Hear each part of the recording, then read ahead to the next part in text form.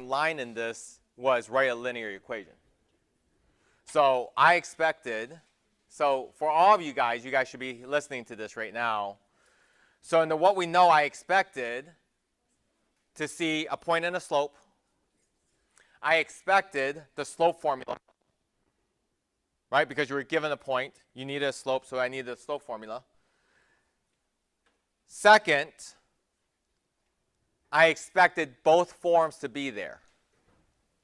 Because some people like using the slope-intercept form, some people like using the point-slope form. Agreed? Okay? Because again, this is a general guideline.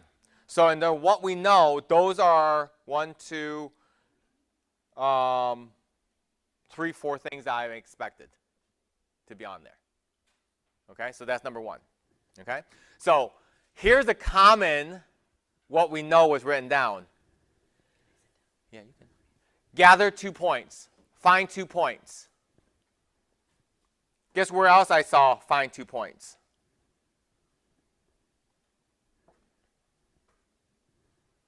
Right?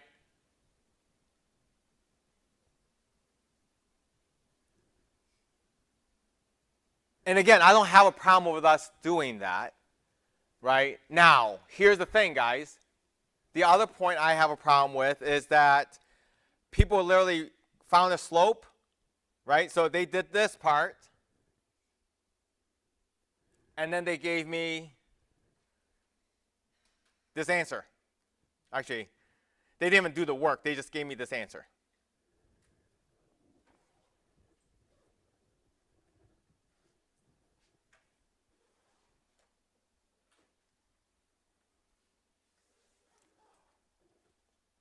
Now, here's the thing. If you guys are so smart that you know that the y-intercept is when x equals 0, I'm going to be asking some questions today and I expect answers from. I know you can answer them.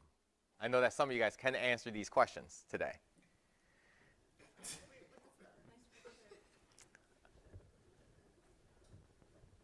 Oh, it went to low power mode. That's what it is. So let me get out of low power mode here.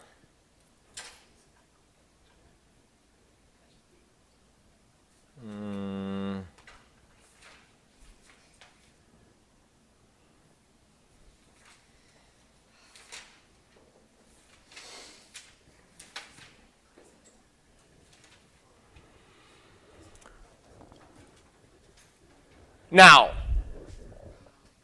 if you look at this, what did I do? I purposely picked the other point. Because here's the thing. What if this was 1, 13,380 and 3, 44740? What if that was the case? Could I still follow your what we know for that case? Right? Because again, this is a general guideline.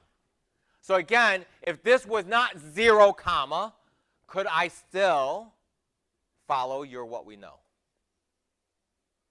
Right?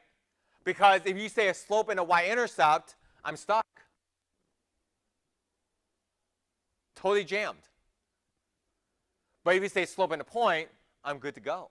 Make sense? That's the reason why I mentioned what are the 2 things we need in order to write an equation of a line. Okay? I keep on repeating it. I purposely did this. Now, do I expect you to show both of these? No, I did not.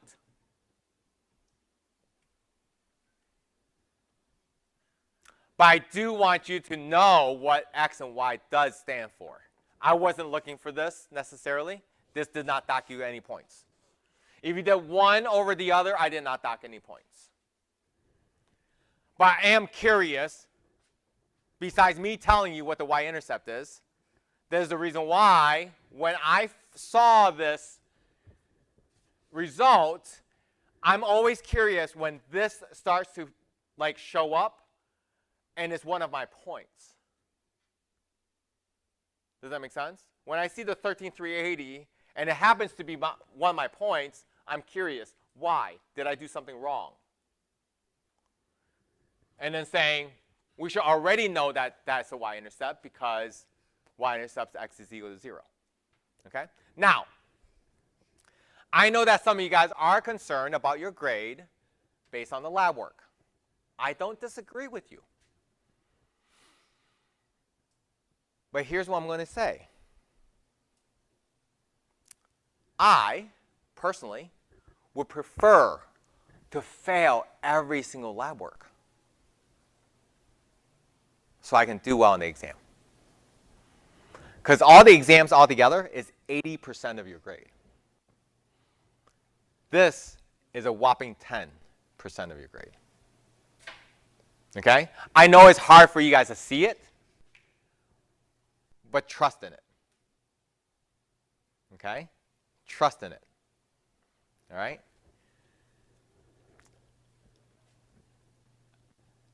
I expect you guys to put those things in the lab work because once you guys start doing it, you're going to do better on the exam. I promise you guys that. Okay? Here's the thing. How about if I put it this way? You doing poorly on the lab work, I do not look at you as you're a bad student or a good student. Not at all. So it should not mess with your mind of, do I know this stuff or not? Is that fair? Now, if you did poorly on the exam, then I can definitely say you don't know what's going on. Is that fair to say? But if you do poorly on the what we know, if you do poorly on the lab work, I do not think that you don't know what's going on. I don't make that judgment.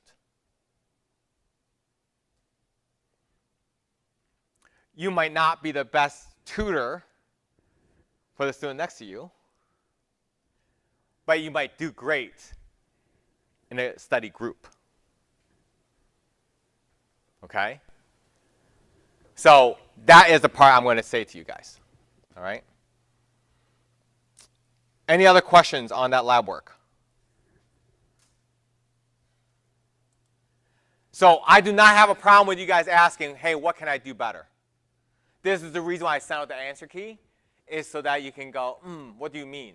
So again, the what we know is, okay, if I gave you a similar problem, can I follow your guidelines and get there? I know. That's why I'm not concerned about it. I know you are. I know that a lot of students are. Because I'm sure that you're not the only one that got that grade.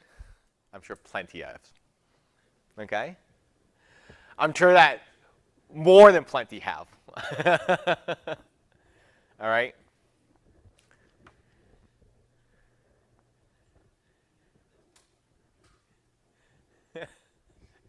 Did you get the same grade?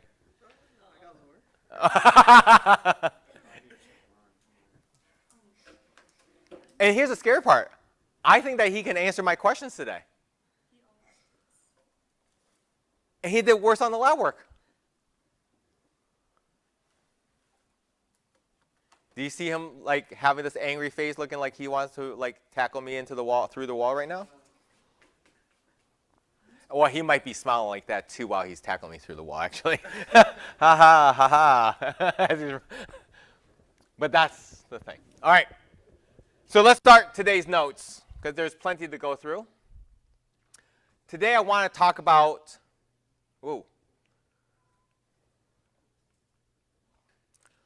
quadratic functions.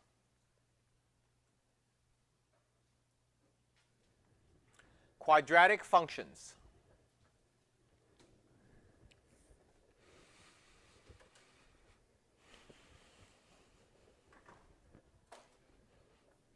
It'll be interesting to see how many of us can answer the questions today. It'll be very interesting. All right. Okay, so if you guys watch my video, I'm flip-flopping not flip-flopping. I'm changing the forms. So I have to keep the standard form one way because In the video, I call that standard form, but it's actually the vertex form. If you're confused what the heck I just said, I'm going to re-explain. So the standard form that you guys are used to with the quadratic function is this.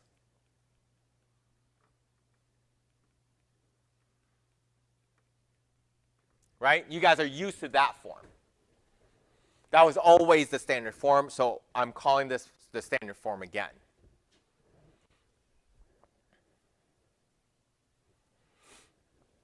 The vertex form looks like this.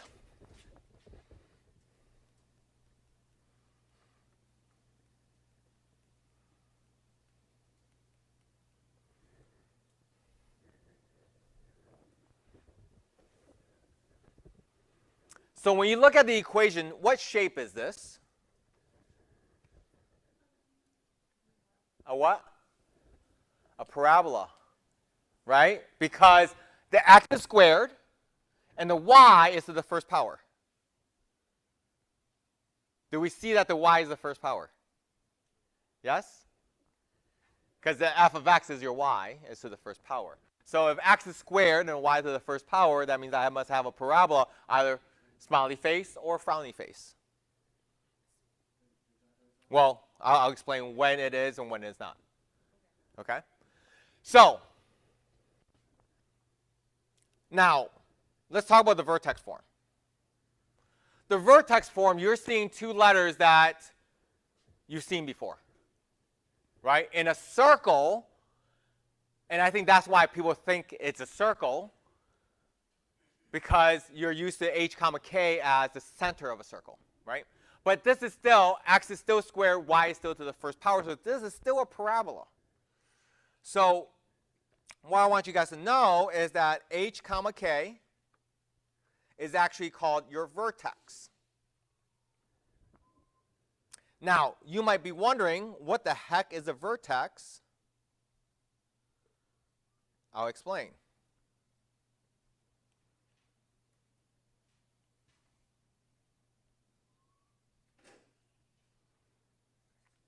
So the vertex is actually the bottom, the valley, or the peak of a parabola. This is your vertex.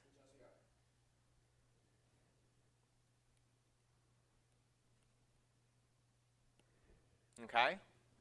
To the right, when it's the peak, we call that the max. And when it's the valley, we call it a min.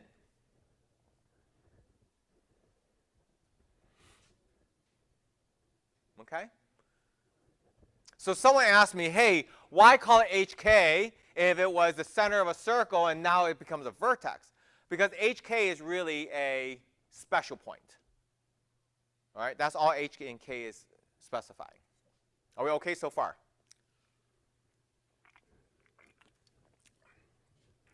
So the cool part about having the vertex is that with the vertex, we can also see where the axis of symmetry is. So does everybody see the axis of symmetry here? Ooh, look at you. So this is called the axis of symmetry. So why is it the x? Awesome, thank you.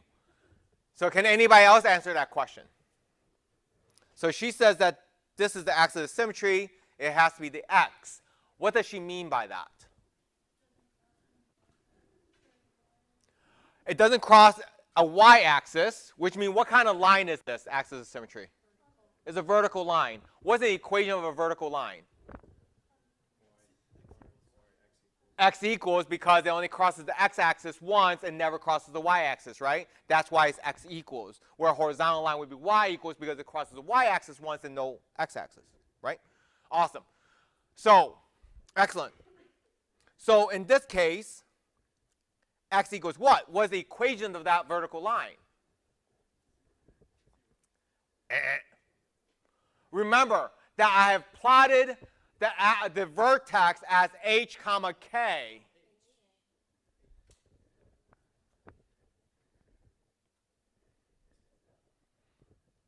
Make sense? If it's x equals, well, I'm giving you an x and a y value. It's got to be the x value then. If it was a horizontal line, I'd say y equals, it would be y equals k. Make sense? Okay? And thank you. You guys got that way sooner than any other classes so far, which is kind of scary. All right.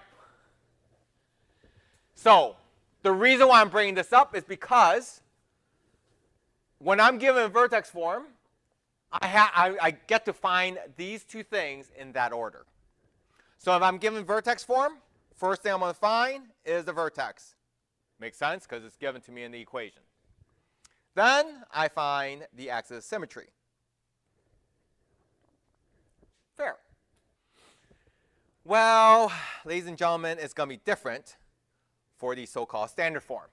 Because when you look at the standard form, do you have any idea where the vertex is? No. So to find the vertex, we actually have to go the opposite direction. So the first thing we're going to have to find is going to be the axis of symmetry. That is actually going to be the first thing. Actually, let me write those out.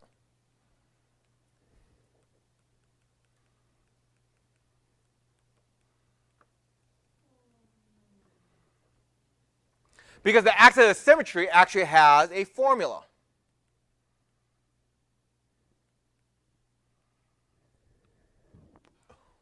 Do we know where that came from?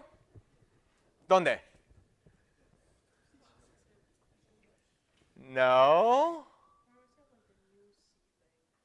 No, not completing the square. QF. Yeah, the beginning and the end, right? X equals negative b plus or minus square root of b squared minus 4ac all over 2a. Right? Now, everybody pay attention because I'm going to heed a warning, and I know that someone's going to F this up. Ready? This is x because these are x's. If these were t's, guess what this would be? If these were w's, this would be a w. Got it? I know that someone's lab work, it's going to be w's up there, and they're going to be x equals negative b over 2a. That's what's going to happen. I'll be like, well, I don't know, I'm not sure what you're looking for, but there's no x in this. So you must be bringing something else in here. Great. All right? All right, so in other words, you're telling me that you found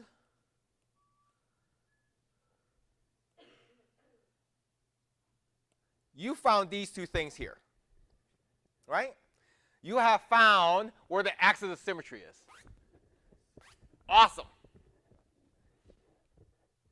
So how do I find the vertex then?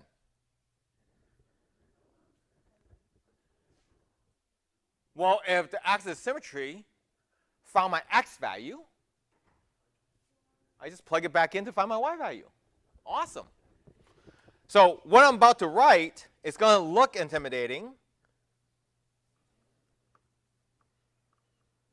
but I'm going to tell you that it is not, well, it should not be. Here's my x value. Excuse you.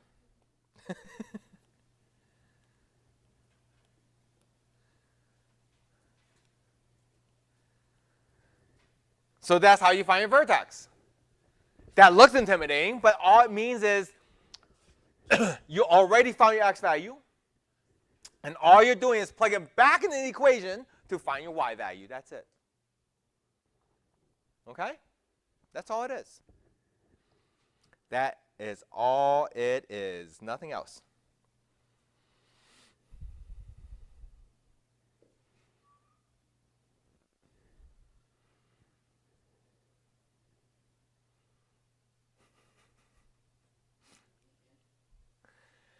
Now, if you look at your standard form, your vertex form, there's something that both of those equations have. What is that thing that both of those equations have? G blanked. Yes. So both equations share a's, right? So if you guys look at it, They both have A's.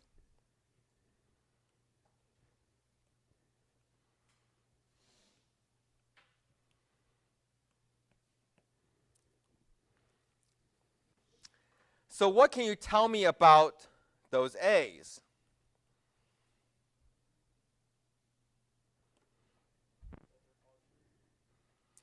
Well, here's the thing. If A is greater than 0, what kind of number is A when A is greater than 0? Positive. We'll have a smiley face. And if A was negative or less than 0,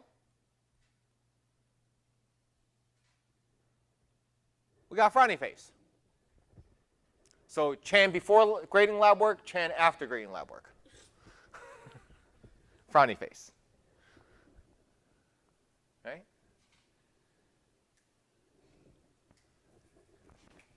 And that's what my face will look like too, right?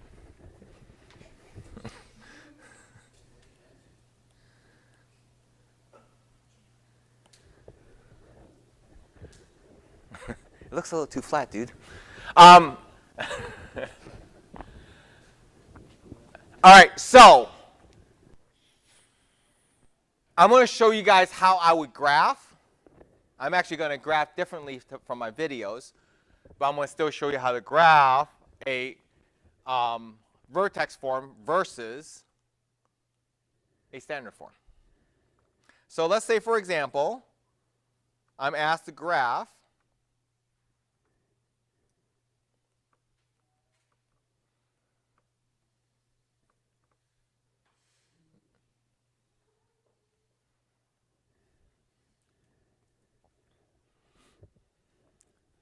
So looking at that equation, what do I know? The vertex is negative 3, 1. What else? Is what? A is negative, so therefore I have A. Okay, so A less than 0, frowny. Right? Vertex is at negative 3, 1.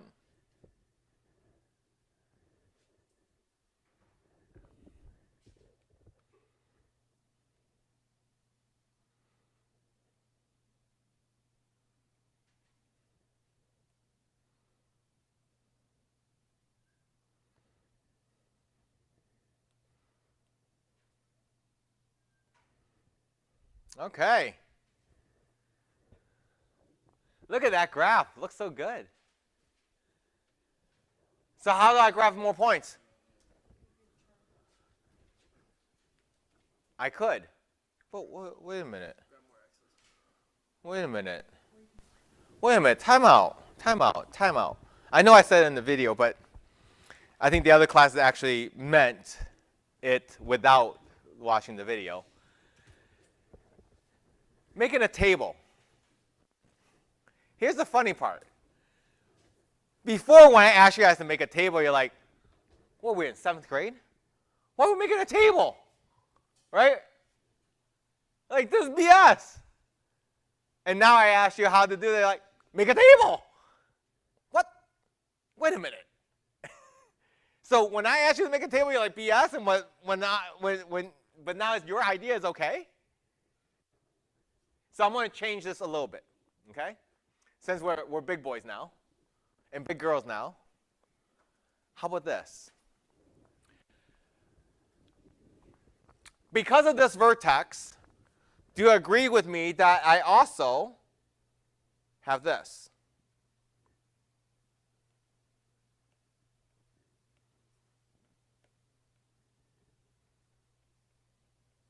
Agreed? I have an axis of symmetry of x equals negative 3. That means axis of symmetry means what I have on the left and what I have on the right is the same distance away. Okay? Great. But if you guys do decide to make a table, I would tell you use negative 3 as your center.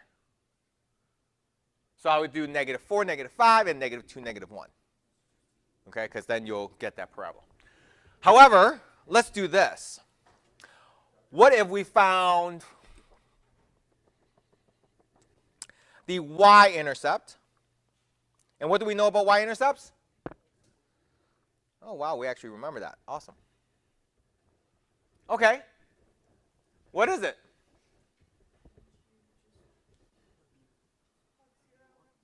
Plug 0 in. So in other words, find f of 0.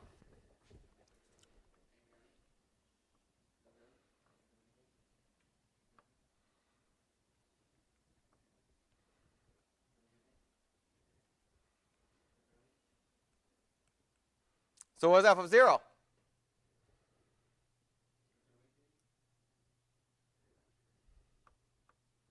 So you're telling me that the y-intercept is at 0, negative 8? Is that what you're telling me? Okay. 2, 4, 6, 8. Who do we appreciate? All right. What's another point? I know that this is 0, negative 8. What's another point that I know? Huh? Huh? Do I know this point?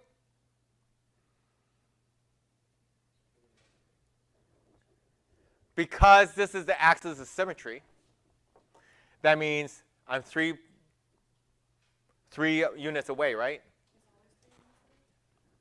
If this is 3 units away from the axis of symmetry, then my other point is on the other side. It's a mirror image. Okay, so the axis of symmetry is like the mirror. Cool?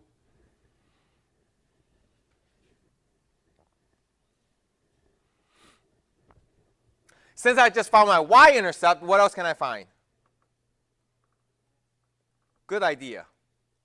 And what do I know about x-intercepts? All right. So I got to find out when 0 is equal to.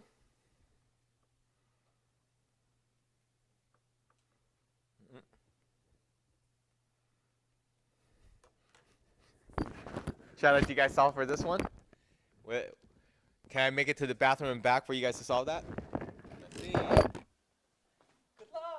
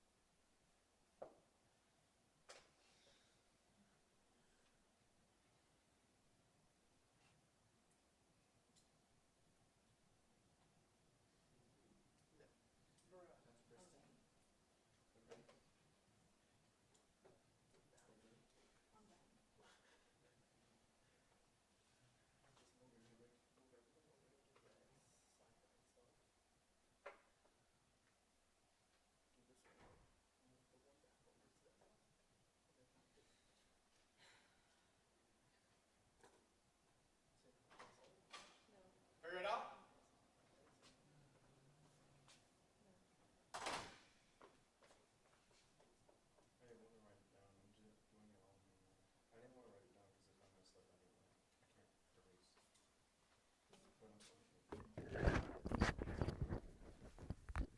Did we figure it out?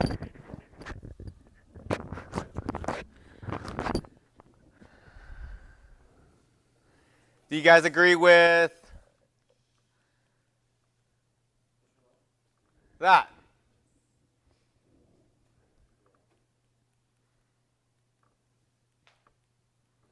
Do we agree with that?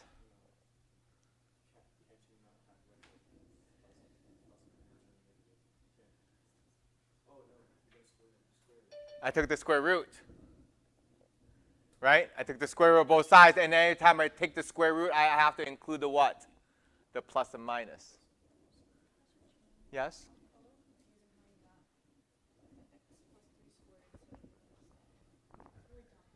No. Here, let me do it this way. You agree with this, yes? Yes. Okay.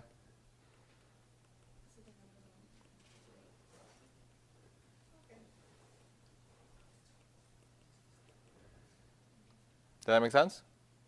Yes. Okay. I was doing that at first.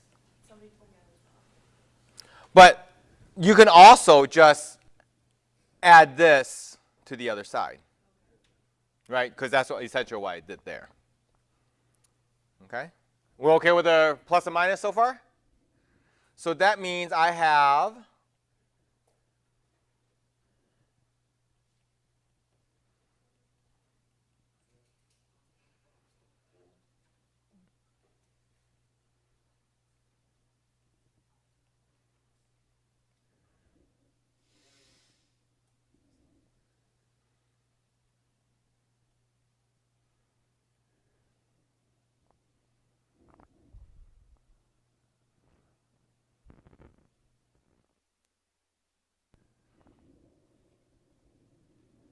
we okay?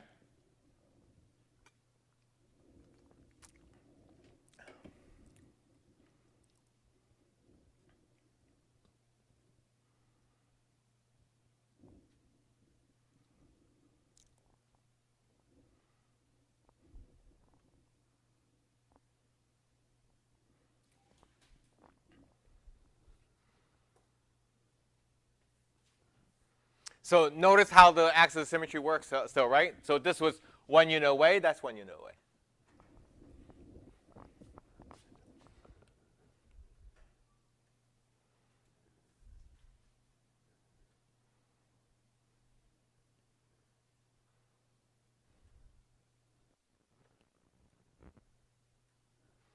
And there's my graph.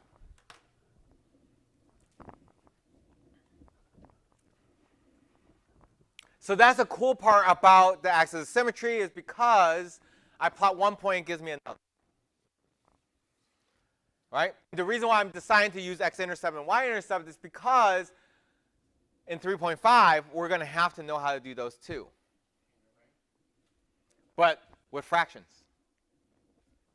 Yay. And let me see what else. Are we going to have to make tables? Yes, we're going to have to make tables. So both things are going to be needed. Okay.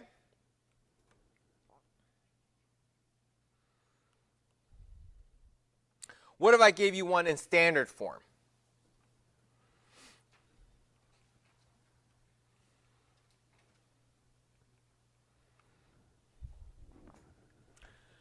What can you tell me from this equation? A is 1, so smiley face or frowny face? Is A positive or negative? So smiley face? With a standard form, what do I have to find first? I got to find axis of symmetry first.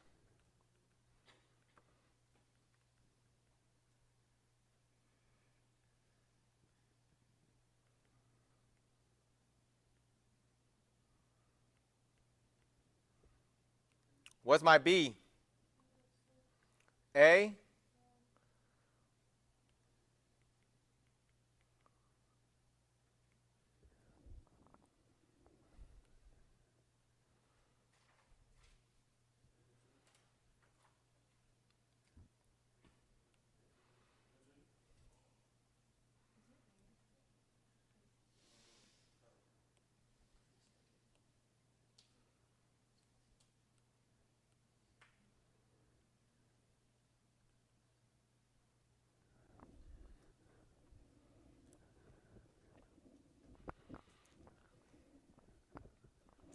Now that I found my axis of symmetry, now I can find what?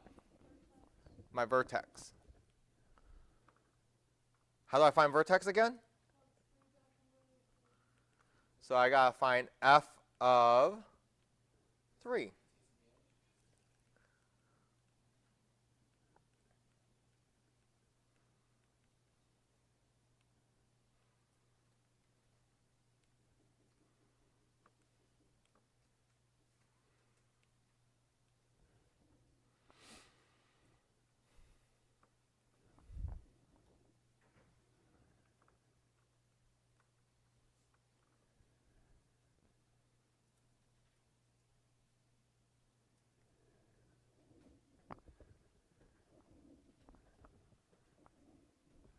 Agreed?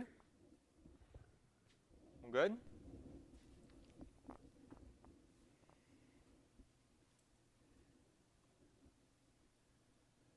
Negative 4 came from 9 minus 18 gives me negative 9 plus 5 gives me negative 4. Good?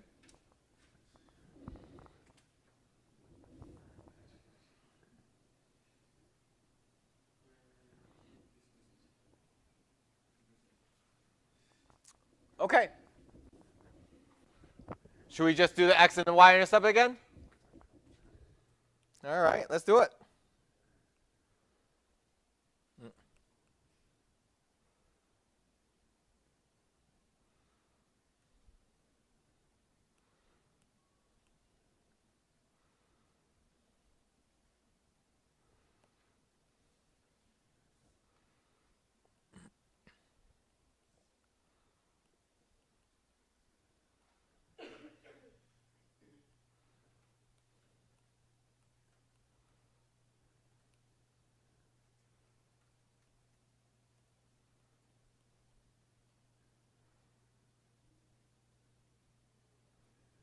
Does that give me another point?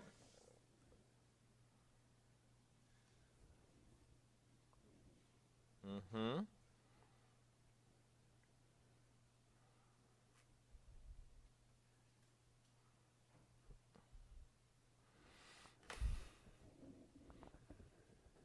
How good are we at factoring? How about if a was not equal to 1?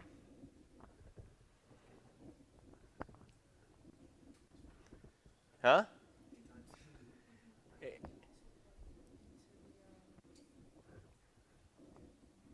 You could, but I tell you it's going to take longer. It will.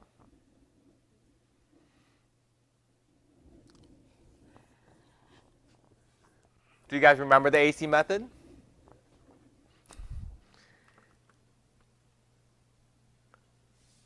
So let's go over the AC method. A times C is positive 5. B is negative 6.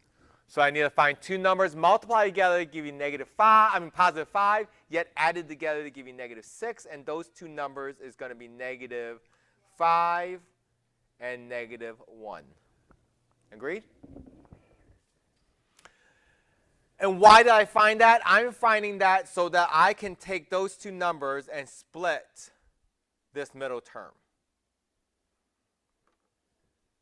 so that I do not change the value of that equation. So I got 0 equals x squared minus 5x minus 1x plus 5.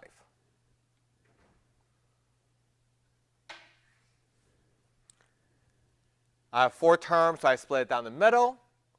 Find the GCF of the first group is x, leaving me with x minus 5. GCF of the second group is negative 1, leaving me with also x minus 5. So now I have 0 is equal to the x minus 5. And what's left there is x minus 1. So that means I got x is equal to 5 and x is equal to 1. Yes?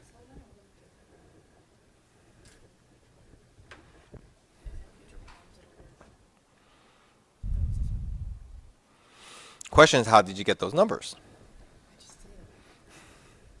Now, so notice that the AC method has 1, 2, 3 steps. When A is equal to 1, all you need to do is step 1, because if you notice the minus 5 minus 1 is right there. But that only works when A is equal to 1. So here's what I want to bring up to you. So before I continue with this problem, here, let's give you this problem, and let's see if your method works.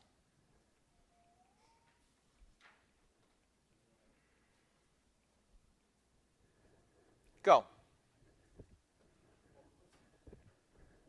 I mean, if you guys are good with the AC method, I'm good with that.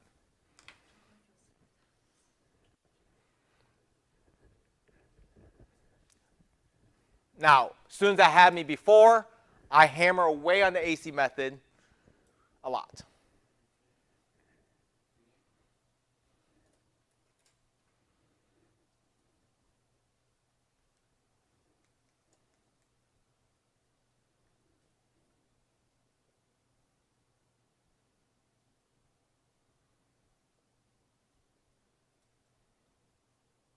So now you're going to the AC method? I don't know. But that's what I'm saying. Can you do what you did with this problem? See if I can. Because right now you're doing the AC method. Because here's where I warn my students. So with my students, I hammer away with the AC method, because what I said to them was that once they get the AC method down, I don't have a problem with telling them what the easy way is. The issue is that when other people show you the easy way, they don't tell you when you can and cannot use it. So once you start getting things wrong, you're like, wait a minute, it worked for the other 99 problems. Why is it not working now? It's because of the A equals 1. When A is not equal to 1, you have to go through all 3 steps of the AC method. When A is equal to 1, you can do step 1 and your problem is done. So we have a problem with the AC method. We need to get better at it. And we're going to have to hammer down on it, because that's when the struggle is going to be. Okay? So I'm just bringing that up. So in case if you guys think that you have a different method, try it here and see if you can get the correct answer. Okay? That's the biggest part. All right? Is that fair? Okay? All right, so I have that, those 2 points there. So these 2 points are going to give me what? 5, 0, and 1, 0. So let's plot those. 5, 0, and 1, 0.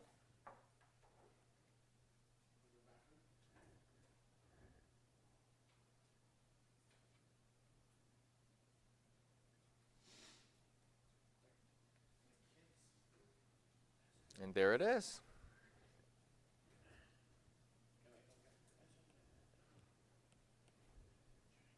Any questions there?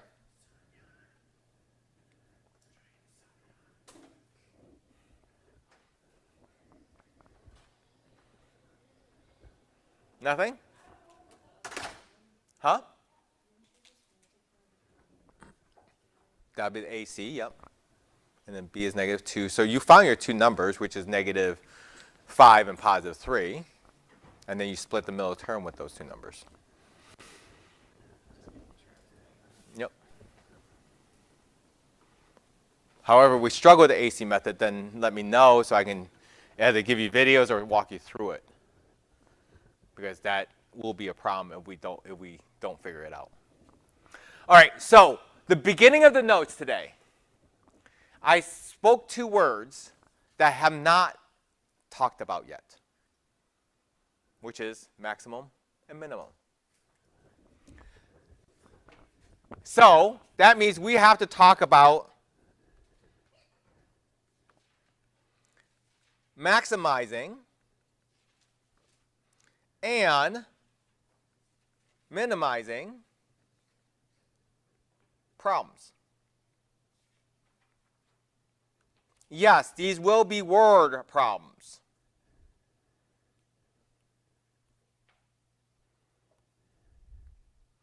Now, how you deal with maximizing problems and minimizing problems are exactly the same. It doesn't change. Okay? So the process is exactly the same no matter maximizing or minimizing. What is going to be different though? Any ideas? The A is going to be different.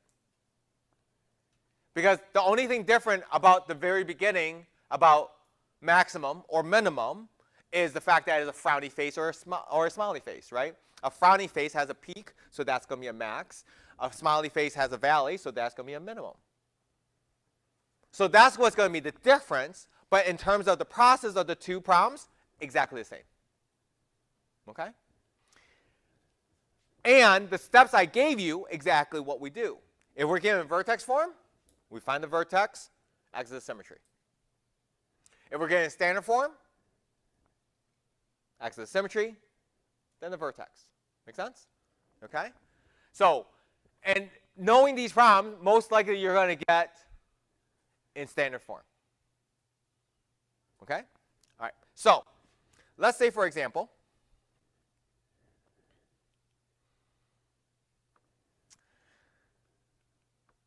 I should use Noah. I don't know why I used David. All right. So, let's say David has 440 yards of fencing. Maybe I could use the story of Noah trying to, enclose a rectangular field to so that he can keep his boat a secret. But that boat was so big, I don't think there's fencing that's going to cover that.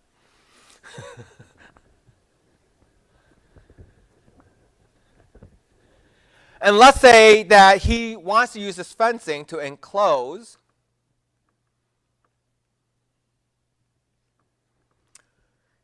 a rectangular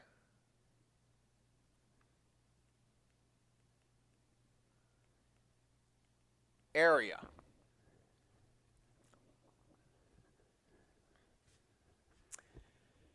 But he wants to maximize the area.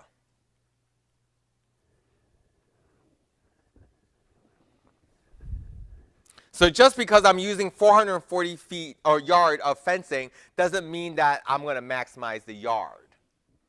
Okay? That's in it. So let's say here's his yard, rectangular area in his yard.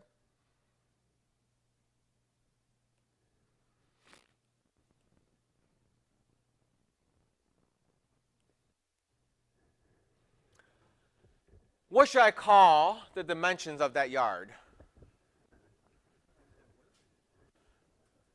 I would say length and width. Some of you guys want to use X and Y. I probably wouldn't. Right? Because if someone says, hey, how large is your yard? Right? You're like, well, the X is 29 yards. And the Y, and they're like, what are you talking about? What's the length and what's the freaking width? Right? So let's use that. So let's call that length and that width. Is that fair? So if I want to enclose this yard, that 440 yards is going to cover which sides? All of them. So the length, the width, and the length, and the other width. Right? All four sides. So number one, you guys are going to want to use the word perimeter. Don't. Why? Because what if he only wanted to fence 3 sides? Are you going to still use the word perimeter? No. 2 sides, definitely not. So let's try to avoid using the word perimeter. Okay? All right, so in other words, 440 is equal to 2L plus 2W. But we have a problem here. That says maximize the area. If I'm correct, the area is about this right here. Agreed? What's the area of a rectangle? It's the length times width. Huh. Huh. This seemed very Christmassy. Very Christmassy, doesn't it? So here's the issue, guys. Since I want to maximize the area, this is the most important equation I can have. But somehow, I got to incorporate this into here. How am I going to do that? Oh, so you're saying I have two equations, two unknowns, aka substitution. So you said solve for W? Okay. So you're telling me that 440 minus 2L equals 2W. So W is going to equal to 220 minus L. Is that right? Okay, I guess that's going to be oval. How the heck did I get 220? Is that what your question is? By 2. So first let's subtract the 2L and then divide everything by 2. Okay. I want to take that and shove it into the area formula.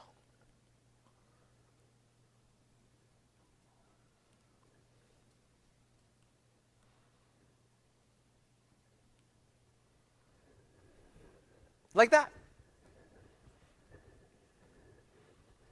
AKA substitution.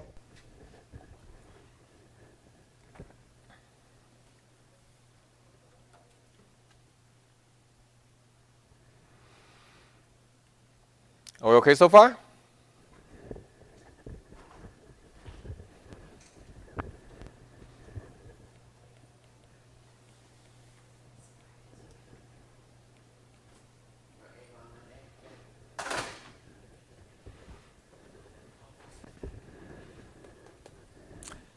There's my quadratic function.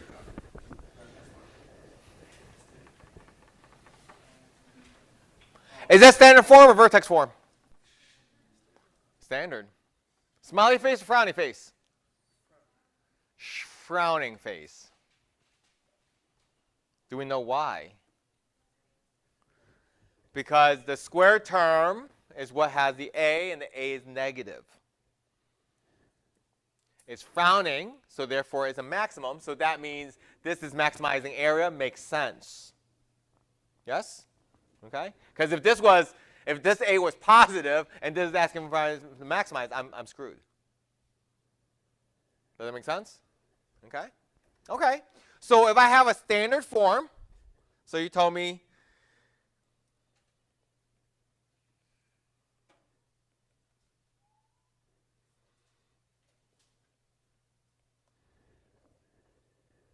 Chan after lab work, frowny face. So what do I define first? To find what? What's the first thing I got to find? AOS. And what's this equal to? What is equal to negative b over 2a? What? But what is equal to negative b over 2a? Punch you in the face. Double L. L is equal to negative b over 2a, right? Because it's L in this equation. That's why it's L here.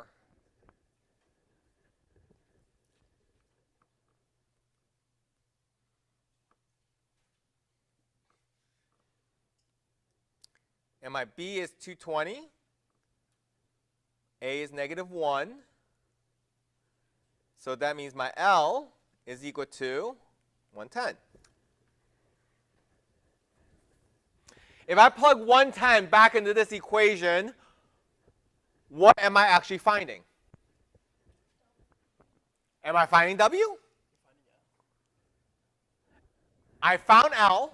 If I plug it back into the area equation, what am I actually finding? Which is what? Okay, let me say this slower because I just said it and I realized I just said it and then you guys didn't catch it. If I put the L In the area formula, what am I finding? The area. W? What? Yes, you'd be finding area. That means in this equation, my x value is the length, where my y value is actually the area.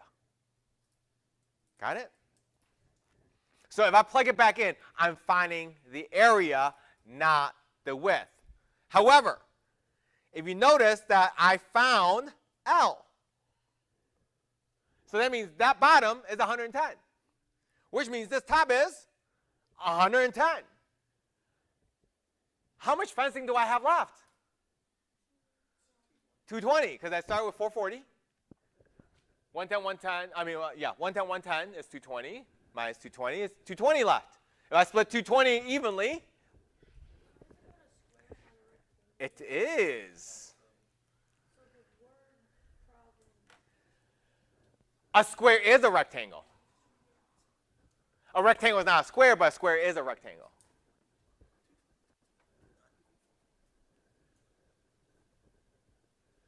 Okay? So some of you guys might be like, whoa, wait a minute. So you're telling me that we could have just taken the 440 and just divided by 4? If it was enclosing all 4 sides, yes. But what if I enclose 3 sides? And someone goes, divide by 3! Okay, good luck with that. Now, this is why I said, as most students do, you guys try to find shortcuts before going through the process. Okay? And you guys, how many of you guys think that the process is no big deal, like it's more important to just get the right answer? You guys all don't want to raise your hand.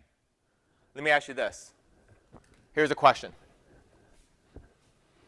And girls, I'm not going to ask guys because I know guys' answers. So that's why I'm asking girls. Okay?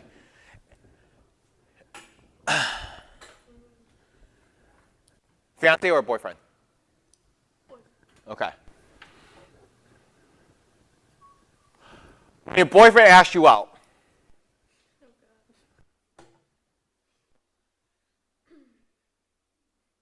would you just do anything with him without him going through the process?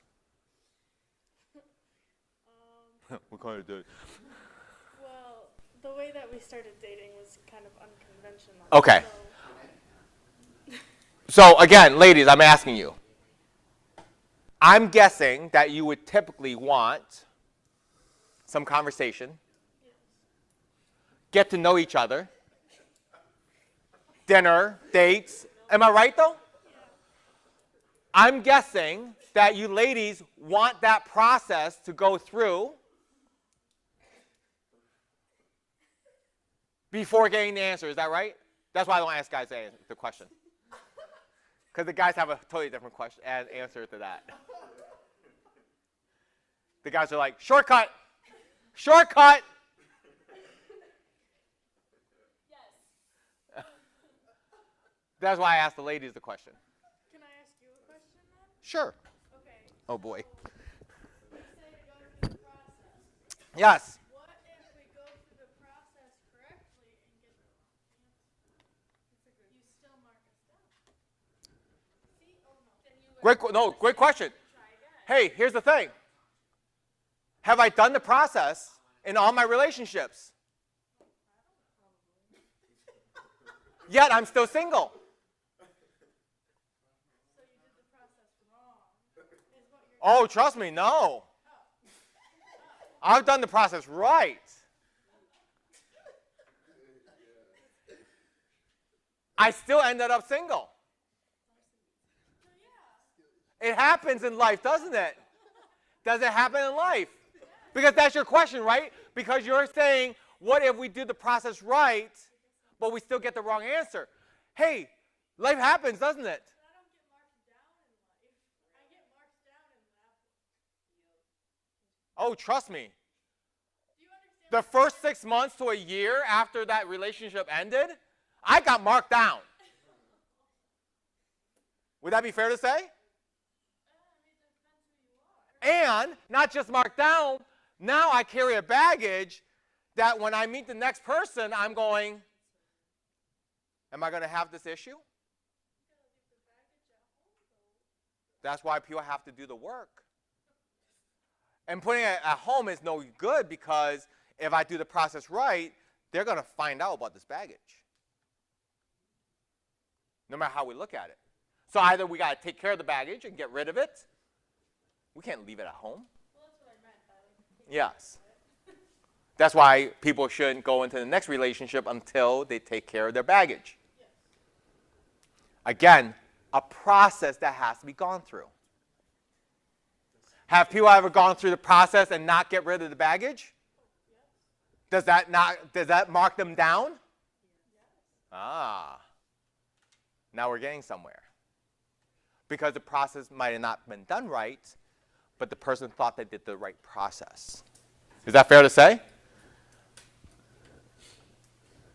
You guys thought that math wasn't important. And you guys didn't realize that math was going to teach life. Hey, there was something you said in the beginning of the semester, and I related it to my sister's relationship problems, so, period. I'm not leaving this conversation. I have to Yep, you go to work. I know you're not leaving this conversation. But those are great comments. I love it. I love it. She's going to take it back to work, and she's going to have a conversation with her coworkers.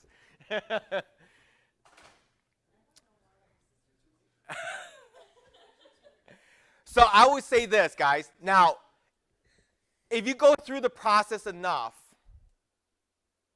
and you want to find shortcuts from there, you can. And you're like, guys are like, never mind. You're like, what do you mean? So, for example, not every lady wants flowers. So that means next time I ask someone out, maybe I should find out if they like flowers or not before getting them flowers. Shortcut. Right? If I got everyone flowers and they're allergic to it, well, I just started with a bad impression. Right? So those are the things that we got to go through the process before we know shortcuts. And that's what we got to do. Enough problems that we do, then we're going to start realizing that, yes, every time we have enclosing four sides, it's going to be a square, because that's how you maximize area, is in a square on a four-sided figure. Okay? But what if we only fence three sides or two sides? What does that look like? And someone asked me if we can do an example of that. I go, don't worry, you have on the lab work. The wording is different because it's talking about a gutter, but really it's just fencing three sides. Because if you look at a gutter, it looks like this, yes? Water runs through it. You're just maximizing the cross-sectional area where the water flows through. So if you take that, pretend it's this, it's the same thing without the top. Is that fair? So you will be fencing three sides. Any other questions, comments? About? So, first thing we did was, because the fencing goes around the figure, because we want to enclose all four sides, that's why we had length plus width plus length plus width. That's why we have this. Length plus width plus length. Or width plus length plus width. Depending on what three sides you want. You get to pick. But you get to only pick three sides. That's why I say don't use the word perimeter. Right? It's about which sides are you going to cover. You want to cover this side, this side, this side? That'll be width plus length plus width. You want to cover these three sides? It'll be length plus width plus length. And those are really the only two choices, right? Because if you cover these three sides, it's still the same. Right? If you cover these three sides, still 2L and 1W. I mean, 2 W's and an L. Right? So that's number one. Area is going to always be the same. It's going to be length times width. And then I got to find either a W or L and then plug it in here. So that's it. And once I find it, then I can always bring it back. Now, if the question is asking for area, I can take this and just multiply these two, right, and find area. Or I can take this and plug it in here and find area. Doesn't matter which way, right? Bottom line is that I still have 2 equations, 2 unknowns. I need to use substitution. Is that fair? Okay? So it's always the same. I got to find an equation for what's the fencing going to cover. And then I got to find the area, which is always length times width. Done. Go. I got to plug one into the other. Okay? Questions there? Nothing? I wanted to cover system of nonlinear inequalities, but I'm going to leave that alone. I want to try to cover it on Thursday. But Thursday, more importantly, we need to cover graphing rational equations. There's going to be a lot to learn there. So I'm probably going to start with graphing rational equations first. If I run out of time, I'm going to put the system of nonlinear equations on you, because that's way easier than the rational equations. Okay? So ladies and gentlemen, please have a wonderful, blessed day. Please be safe. Love you guys. See you guys on Thursday.